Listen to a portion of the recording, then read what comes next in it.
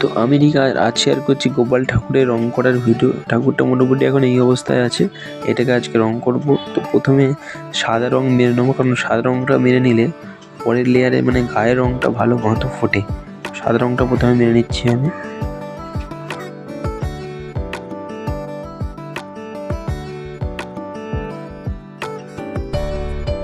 তো আমার সাদা রংটা মারা হয়ে গেছে। এবার আমি গোপাল ঠাকুরের গায়ের যে নীল রংটা হয়, হালকা নীল, সেই রংটা আমি করে নেবো।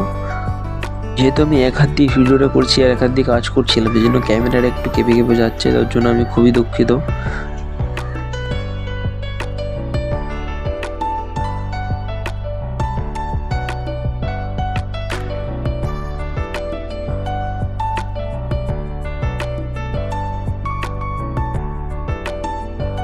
তো রংটা আমার রঙের কাজ মোটামুটি সব রঙের কাজই কমপ্লিট হয়ে গেছে, দেখতে পাচ্ছ আমি শেডিংও করে নিয়েছি গায়ে। তো এবার আমি চোখের কাজটা চালু করব। দুটো সাদা নিয়ে নেবো এবং ঠোঁটটা গোলাপি, এইসব কালারগুলো দিয়ে নেবো। যেহেতু আমি এক হাতে ভিডিওটা করছিলাম, তাই জন্য আমি পুরো চোখ খুঁজে ভিডিওটা আমি রেকর্ড করতে পারিনি, তাই আমি কিছুটা যতটা সম্ভব হলো দেখালাম। এরপর আমি মানে ফাইনাল লুকটা আপলোড করে দেবো শেষে। সবাই পুরো লাস্ট অবধি দেখো এবং কেমন হয়েছে কমেন্টে জানিও। ভালো লাগলে লাইক করো, কমেন্ট করো এবং শেয়ার করো।